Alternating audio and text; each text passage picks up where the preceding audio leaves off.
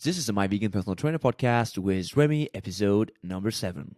Hey, it's Remy, and welcome to episode number 7 of the My Vegan Personal Trainer podcast.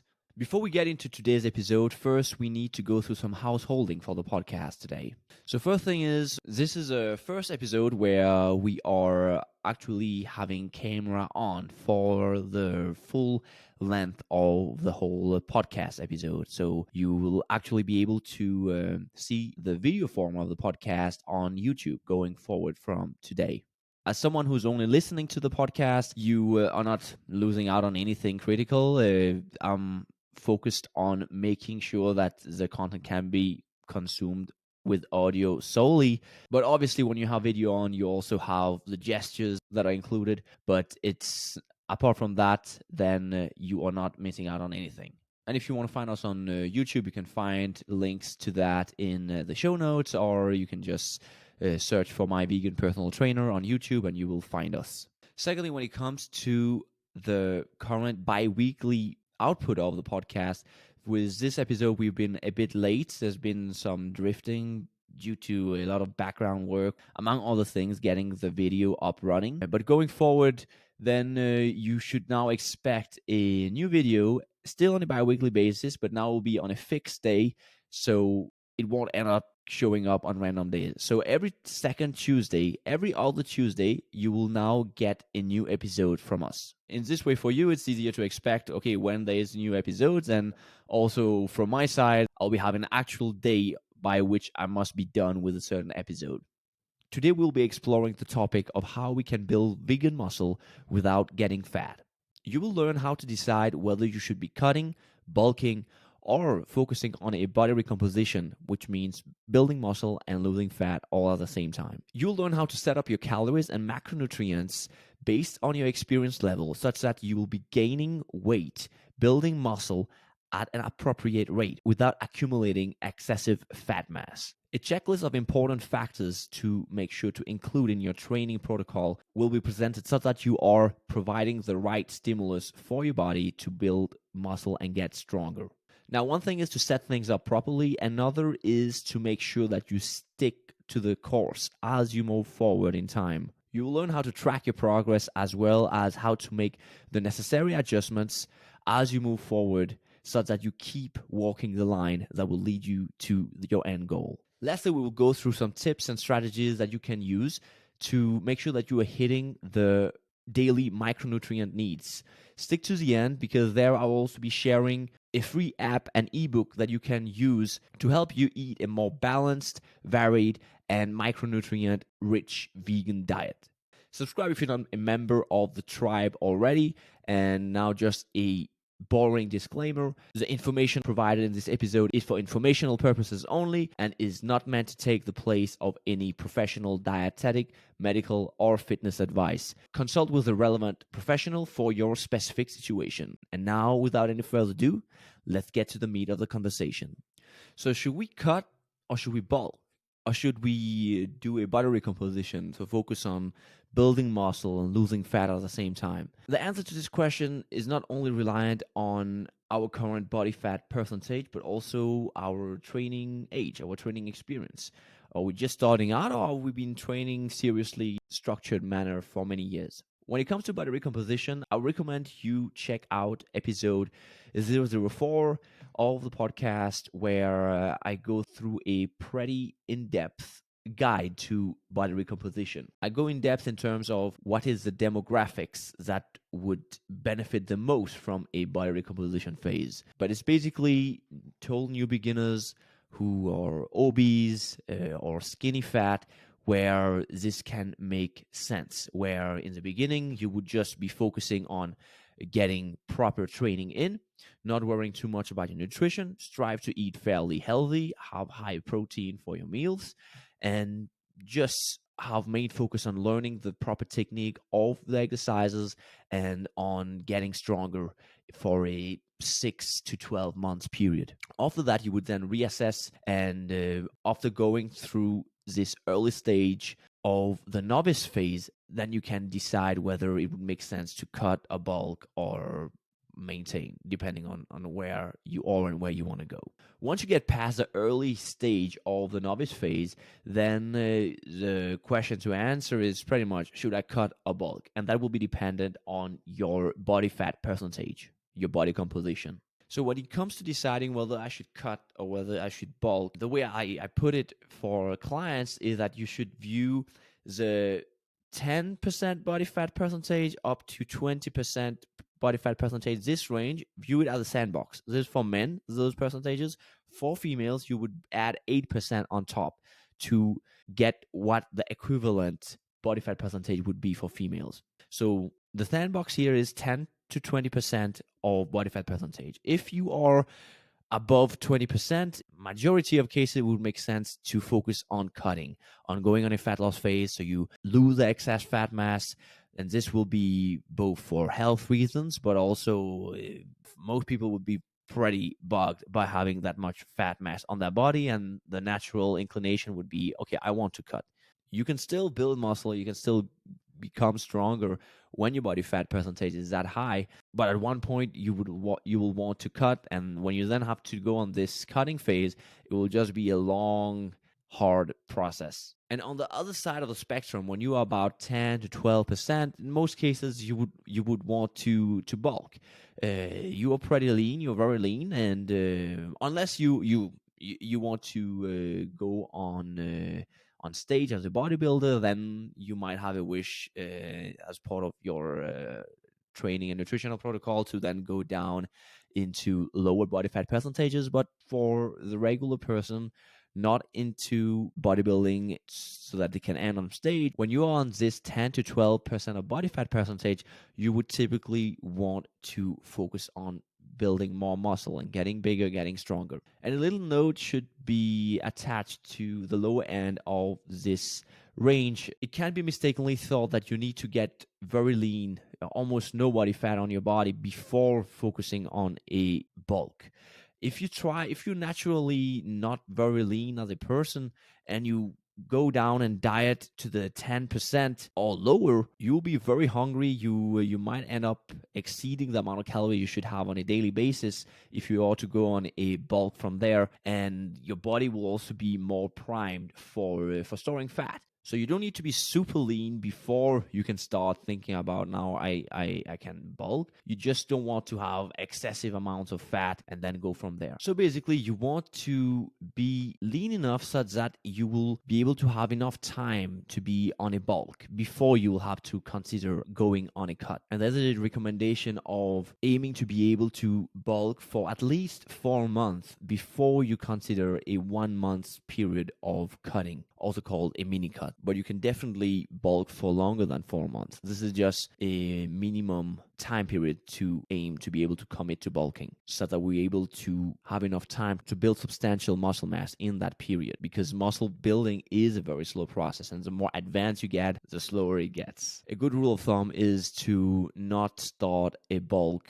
when you are above 15%. So 50% or lower than that, then you can consider going for a bulk if that's the goal. If you start the bulk higher than the 50%, you will not get enough time on this bulking phase before you would be getting too much body fat onto your body, where you would just feel not very comfortable with your body composition and you would like to cut. And remember, females, the number I just gave would be 8 on top of those numbers. When the time comes in the bulking process where you want to cut now, and that's typically where for males your body fat percentage is about 18-20%, then and that's also where you just feel, okay, I'm getting a bit fat now, then you would go by a mini cut as follows. So a mini cut would be a 4-week period where you will be striving for a rate of weight loss of about 1% of your body weight per week. And you would also be striving to track your body weight, your protein, your calories, to make sure that you are efficient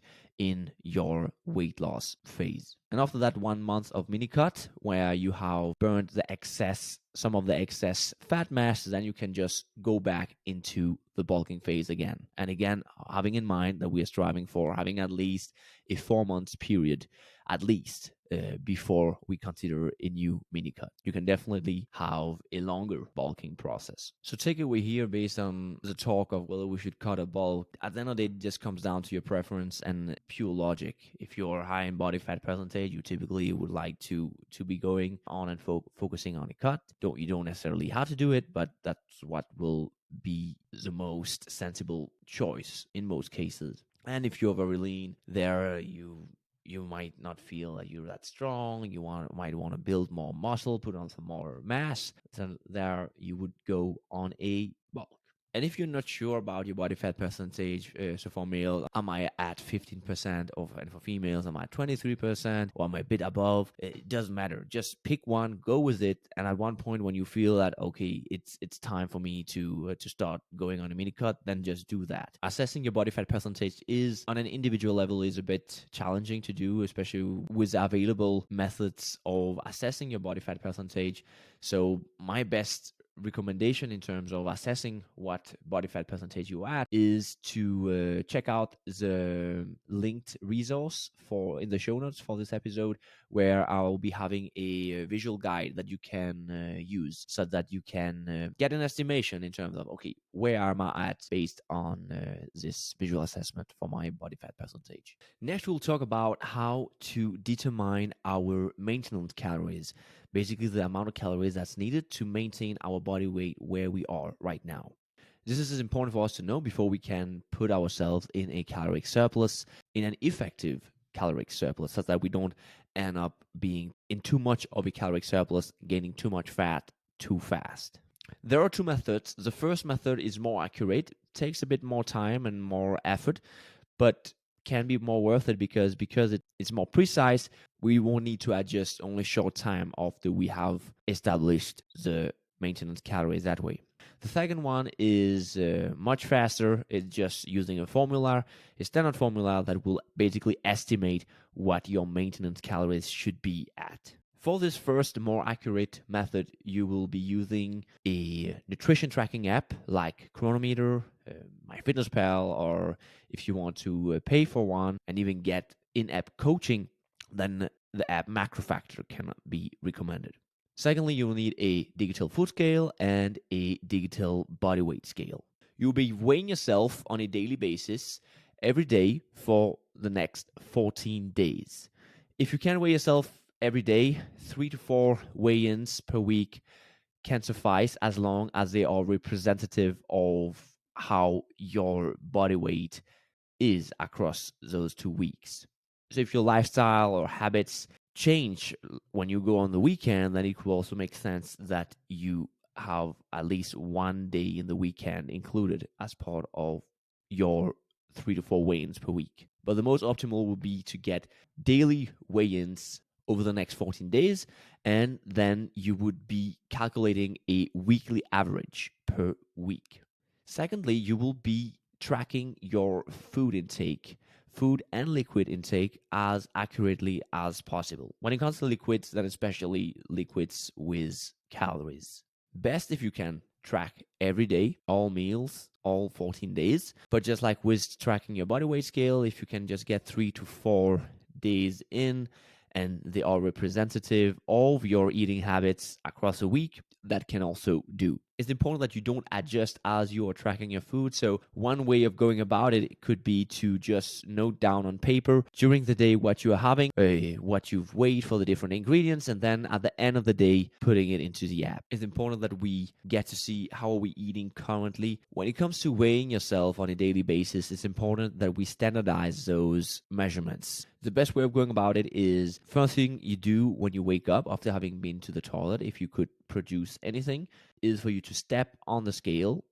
same scale, wearing the same clothes or naked, and note down your morning body weight. Once we're done with those 14 days of tracking, you will be having 2 weekly averages of your body weight. When it comes to your food tracking, you'll be calculating your daily average caloric intake. If there's no difference between the body weight from week 1 to week 2, that means you were eating at maintenance. But if there is a difference, so let's say you gained a little bit of weight in that time period, that means you were in a slight surplus. And If you were losing a little bit in that period, that means you were in a slight deficit. If there is a difference in your body weight from week 1 to week 2, then we need to calculate how many calories we were in a surplus or deficit.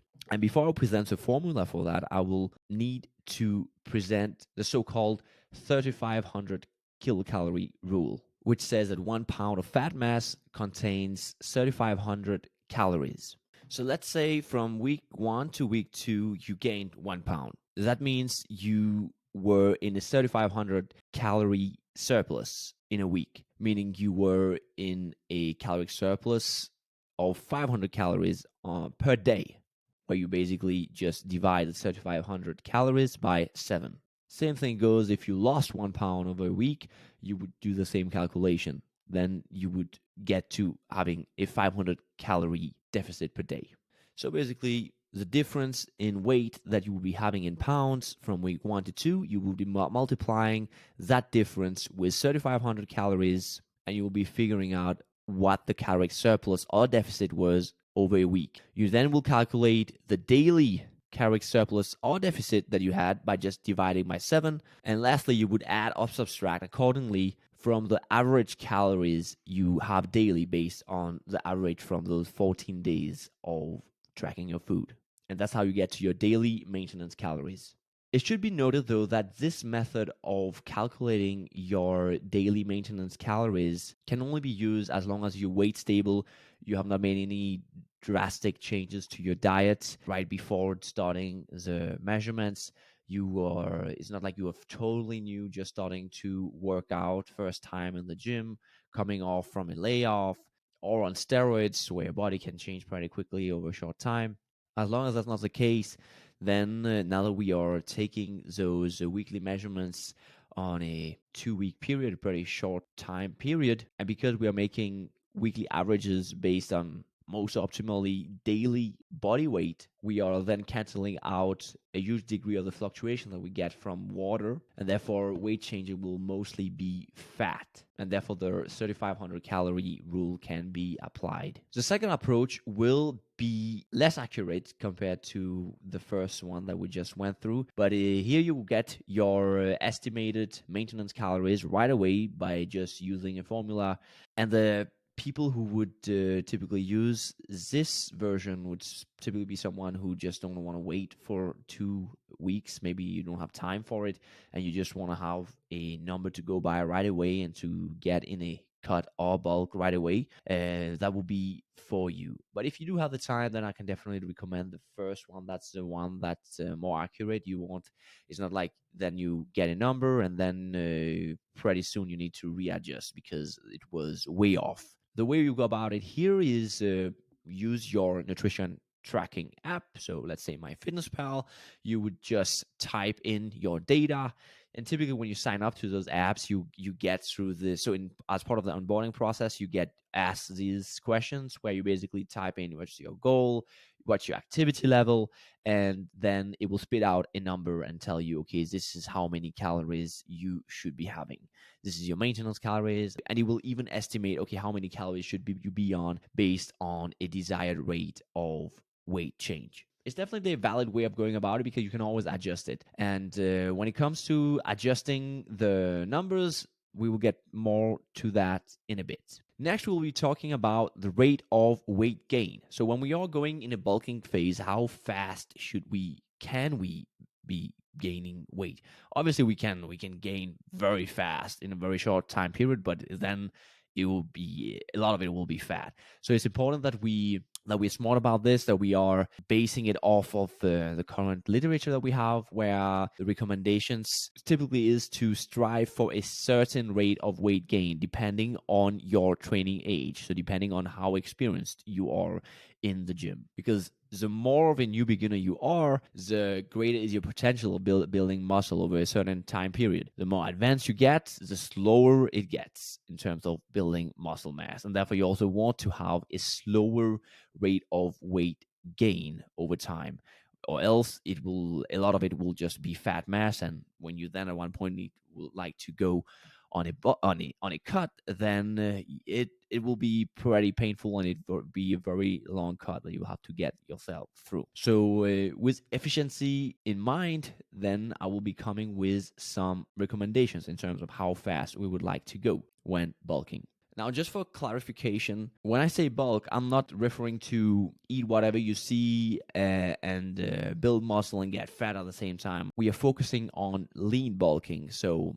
still eating healthy and being in a caloric surplus that's supportive of muscle mass building without accumulating excessive fat mass into the body. And do note that some fat accumulation is unavoidable for most people. So you will gain a bit extra fat mass in the process. Here, what we are doing with the rates of weight gain is just to limit that, contain it so that more of our weight gain will be from muscle mass. So your experience level can be categorized into three. You have beginner, intermediate, and advanced. A beginner is typically characterized by someone who is able to progress their strength levels on a week-to-week basis. They're able to put on weight every week for most of their exercises. The intermediate is able to progress his or her weights on more of a month-to-month basis, whereas an advanced trainee would be making progresses in the gym over multiple months. The rate of weight gain that you would like to go for as a beginner would be between 1 to 1.5 of body weight gain per month. The rate of weight gain that you'd like to have for intermediates would be between 0.5 to 1% of body weight gain per month. And for advanced, it would be up to 0.5% of body weight gain per month. And do know that I'm saying per month. The recommended rate of weight loss is much faster compared to bulking because the muscle building process is a slower process compared to just focusing on losing fat. And more about that in the next episode to come. Now, with the desired rates of weight gain given for the different training experiences, we now need to figure out what is the daily caloric surplus we need to be in to match this desired rate of weight gain. And we will again here use the 3,500 calorie rule, stating that 1 pound of adipose tissue corresponds to 3,500 calories. You might think that, okay, we are building muscle, it's not pure fat that we are gaining, so how can we use that? But the reason why we can use it is because the combination of the fat mass, the adipose tissue that we get accumulated in the gaining process, together with the energetic cost that comes with building muscle, that together is more or less in alignment with the 3,500 calorie rule. So gaining 1 pound, losing 1 pound, we can still say that's equivalent to roughly 3,500 calories. So the way you will calculate this will be the target rate of weight gain in pounds multiplies this by 3,500. Then from this calculation, you will have the total caloric surplus you need to be in a month. So now divide that by 30 and you get the daily caloric surplus you need to be in to match this target rate of weight gain. Now, it should be noted that this number, it doesn't have to be met every day in a week. You can definitely have days where you go higher or lower calories. So basically doing carb cycling, which is something I will cover in future episodes. So, for example, have more calories on training days and a bit lower calories on non-training days to best support your training. Or it could also be, let's say, in the weekend, then you're going out and you're eating out, then you can definitely eat more those days and less on other days. The most important thing is that when you look at the total calories you had that week, it would then be in alignment with our caloric goals. Now, a quick note regarding tracking calories. Some of you might be listening to this and being like, I'm not going to track my food. It's just too painful to do. I don't want to do this. And that's okay. You definitely don't need to do it. Personally, I would recommend someone to do it if you've never done this before, to at least do it for a period, for some weeks or a month. And then you can start going back to focusing more on your internal cues of when you're hungry and when you're feeling full, so hunger and satiety, because it is very educational to do track for a period, you get to understand your food better in terms of the macronutrient distribution. And if you have an app where and not MyFitnessPal, but other apps where the food database is something you can rely more on, then you might even get a better understanding of the micronutrient profile of foods that you are having. Then after such a period, then you will be having a better sense of how many calories is there in this food, and how much protein is there in this type of food, and it will just in general help you optimize that process. But it's definitely not a must. You can go about this without tracking your calories. Then you would just going by your feeling of hunger and satiety. So for meals, so let's say you want to lose weight, let's say you want to gain weight. This is what we're talking about in this episode. So you want to gain weight. Right now, you've been eating a certain way and you're not really been gaining any weight. So then what you will do is you will just eat a bit more. You can also use visual cues. So look at your plate. Okay, how much does my plate normally fill up to? Now try to fill it a bit more, and focus on your hunger and how full you are. Then strive to be a bit more full for your meals after having consumed them. And then over time, by being consistent to a certain level of fullness you should have, then you can also see, okay, how is my weight progressing, and am I at the desired rate of weight gain from there? So that's definitely a way that you could go about it. In this case, just be mindful about your protein source. Make sure that that's at an adequate level, either by having a day where you just audit an average eating day of yours and seeing, okay, how much protein am I actually getting, or just making sure that you have a substantial protein source in each main meal on your plate.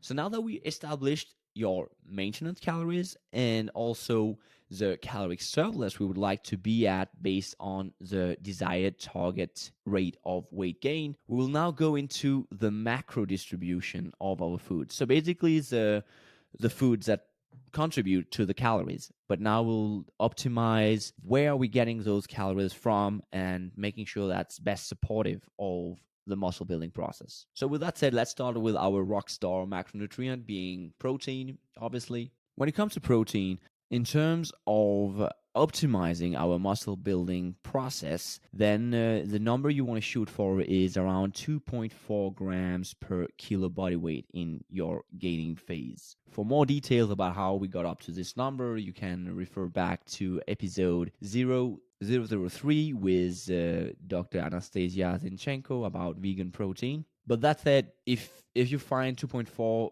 gram per kilo body weight is pretty challenging for you to hit, and for many of you it's that's very likely, it can be hard to get up to that number. If you can get something that's a bit less, that's also okay. This again is in terms of really optimizing it. It's not because if you are having anything less you won't be able to build any muscle. You definitely will, but it's just to say that the closer you can get up to that number, the more optimal your muscle building process will be as a vegan trainee. And when it comes to sources of protein, make sure you are choosing sources where the protein content is fairly spiked up in relation to the other macronutrients. So you typically would like to go for protein powders, tofu, tempeh, seitan, TVP, so textured vegetable proteins, soy milks, to name a handful, to get that protein number up. When it comes to the building blocks of protein, they are called amino acids. And you have two categories of amino acids. You have essential amino acids and you have non-essential amino acids. The reason why some amino acids are called essential is because the body can't produce it by itself, and we need it from external sources for the body to have them. And in order to have the optimal profile of those essential amino acids, then a good rule of thumb, and this is also, again, that's covered in episode 3 with Dr. Anastasia Zinchenko, then a good rule of thumb is to go for 50% of your protein sources per day being from legume food sources and the other 50% being grain-based. So that's protein. Now, when it comes to fat, you typically would like to be between 20 to 30% of your total daily caloric intake. To keep things simple, now that you are in a gaining phase where you have enough calories to fuel your workout with carbohydrates, then you can just go for 30% as a number, and then the remaining calories being from carbohydrates. Now, you can definitely go higher than 30%, like up to around 40%, but that would mostly be if you are the type of person who prefers this, or you just feel that you are functioning better when you are higher in fat. Now, even though I've mentioned how much fat we would like to have and the remaining being carbs, you could actually just focus, now that you're in the gaining phase, you could just focus on protein and calories and not worry too much about the amount of fat and carbs you're getting. If you're really not eating enough carbs, you will feel it in your workouts and then make the necessary adjustment from there. It should be noted that these macronutrient recommendations will work for most, but not all. For example, some work better on higher fat, I've already mentioned, but another component is also aging. If you are in the last third of your life, then your ability to handle carbohydrates is less. Also, the anabolic response, so the muscle building response we get out of protein, is also less. Together with our total calories needed per day also gets less as we age. So that would end in less calories, more protein, more fats, less carbs. This is not something that I'm going to cover further in the episode. I just want to mention it out there that this is a good starting place, and then over time you can always experiment with different numbers and see what works best for you. Now, one thing is having your diet set up. It should be noted that diet, it just supports training. The main key driver of body transformation, of in this case of building muscle, is training. If we don't train, we might be in a surplus, but then a ton of it will just be fat. We won't really get any muscle build, because why should the body produce any more, build more muscle mass, as we have not given it any reason to have to go through that process. So it's important to say that nutrition supports the training that we are doing, and it's important that we are consistent with training. I won't go too much in depth with training and the different factors of training. This is something that will be part of future episodes, but for now, I will just give a checklist of what you need to make sure you have in your current training regimen. So first things first, if you're new in the gym, most important focus should be on technique, on learning the proper execution of those exercises that you are doing, such that you will be able to move safely and effectively and give your body the most optimal stimulus for growth. Apart from that, you need to make sure that you have 10 to 20 sets per muscle group or movement pattern per week. If you are more of the novice training, then you want to be in the lower range, intermediate in the middle range, and advanced, you would be in the higher part of the range. You need to focus on making sure that your training sets in general are near failure efforts, so that you're doing sets that are challenging enough for the body to get stronger and bigger. At least twice per week, you would like to train each muscle part. You would like to have enough rest between your sets, such that your performance from set to set are more or less similar. Obviously, as you go through an exercise's sets, you do accumulate fatigue, and obviously then the performance might not be the exact one. You might miss out on a rep, for example, but you don't want to go from a set of 10 and then in the next set you only could do 4. That's very indicative that you have not rested enough between the sets. So enough rest between your sets, making sure that your performance of the exercises are done in full range of motion to the extent that's permitted by your mobility and that you're comfortable with. When it comes to your tempo, in the concentric phase, the phase where your muscle is shortening, where you're working against gravity, so picking something up from the ground, there you would focus on being explosive as you can be for the rep. And then on the way back, then you would be putting it down in a slow, controlled fashion. Not overly slow, but just in a controlled fashion and getting it back from where you started the concentric phase. Last but not least, your mission in the gym would be to beat your lock. The training stats you had last time, the weight you lifted last time, you want to strive to beat those numbers or at least maintain them. When you're a novice, as I mentioned, this is what most of the listeners for this podcast will be, you should be focusing on being able to push the weights on a weekly basis.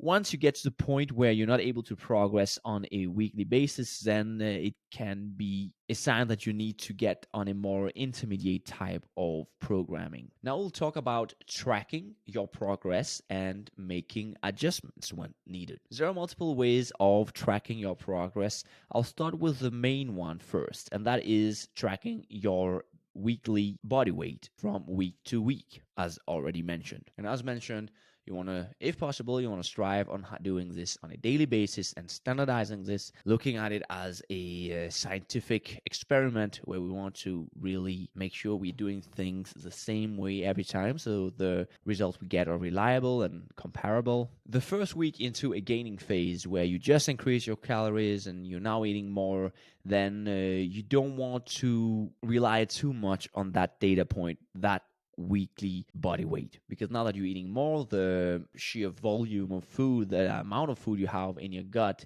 will be higher than it used to. You will be having an increase of glycogen in your body, and also more water weight will be coming on board. The first week is still useful though, such that now that we are in a gaining phase, we want it to be showing that we are in a gaining phase. So in that first week, we just want to make sure that we're actually gaining that week. If we just started on a gaining phase, and we then at the end of that week see that okay, we've actually lost weight, that means that something went wrong when it came to estimating our calories. And typically it would be the activity levels that we chose in the nutrition tracking app that typically would have been way off. So we need to make the calculation again. After that first week, then you would like to have 3 to 4 data points, where one data point is one weekly average of your body weight. So 3 to 4 data points, and then based on those data points, you would be looking for a trend.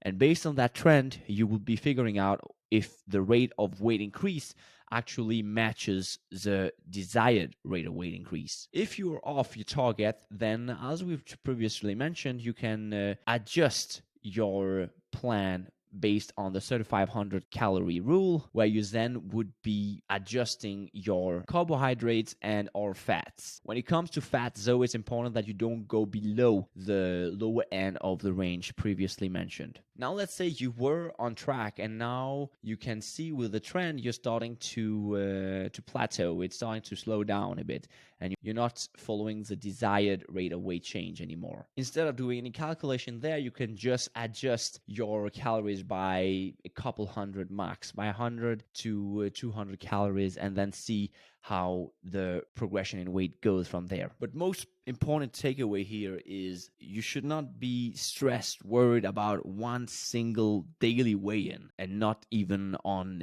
one data point, so one weekly average body weight. You should only look at the trend and based on that make adjustments. Fluctuations are normal. The weight will go up, it will go down. That's okay. The most important thing is, how does the trend look like? We need to zoom out and actually see the bigger picture, and from that we adjust. You could gain more weight one day because you just had more salt and you are having more water retention. You could also, if you're a female, be observing weight changes based on where you are on your menstrual cycles.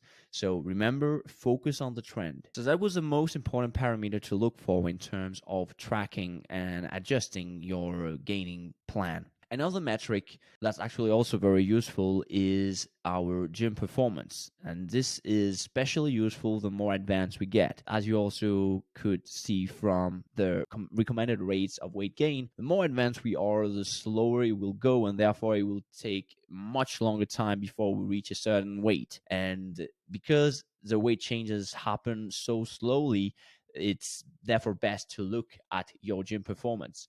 If, for example, your nutrition is dialed in, you are in a caloric surplus, and you are gaining weight at the rate you are striving for, but your gym performance is plateauing, then it can be a good sign that you need to look into your training and see if there's something you could do better there. Especially if you're feeling well recovered, not stressed, sleeping well. then the training might need an adjustment.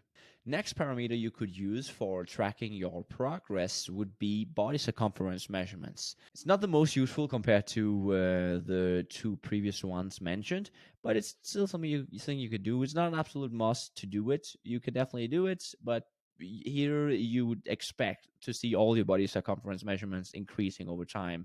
So the ones in your extremities and upper and lower extremities will be going up. Your the ones at the waist as well will also be going up, because again, as mentioned, there will be some unavoidable fat mass that will be gained in the process. So not the most valuable parameter, but I just want to mention it here. You don't need to do it on a weekly basis. If you want to do it, you could definitely just go for once a month, or take a longer time before you do it. Again, it's not very useful to do it in the gaining phase. You could also just not do it. Similar to the body circumference measurements, then progress photos, last parameter we'll go and talk about.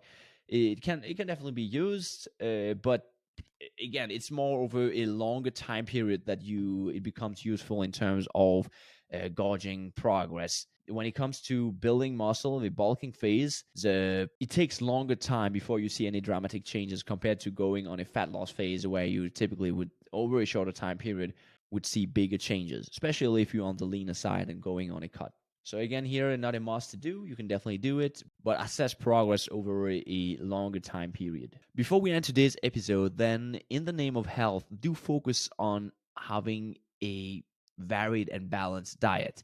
Make sure when you're having your main meal that you have a substantial protein source, following the guidelines I mentioned on the protein section today, focusing on complex carbohydrates, having unsaturated fat on that plate, and fruits and vegetables as well. You can actually go download a free app that will help you eat more varied and healthier. It's called the Daily Dozen app by Dr. Gregors from nutritionfacts.org. Just go on your app store and search for Daily Dozen, and you will get an app where you basically have a checklist of things to check through on a daily basis, helping you on your journey to having a healthier diet. When it comes to the micronutrients that can be challenging to get on a vegan diet, so I mean the vitamins, minerals, then I'll also link in the show notes our free ebook that basically covers supplementation and even blood work if you should be interested in that. So do go check that out. In the show notes, all you will need to give in exchange is basically just your email address where you will be getting onto our newsletter. You can always unsubscribe after you get it, but you can be safe that I won't be sending you any spam. So that was it, folks. That was everything you need to know about getting yourself on a gaining phase and building that vegan muscle. Mentioned resources will be linked in the show notes, as well as the results I've been leaning up against as part of research for this episode. You will find them in the show notes. Thanks for listening to today's episode, and make sure to subscribe if you haven't already, because our next episode will be about cutting, how we can lose fat efficiently as a vegan trainee. Change your mindset, change your life.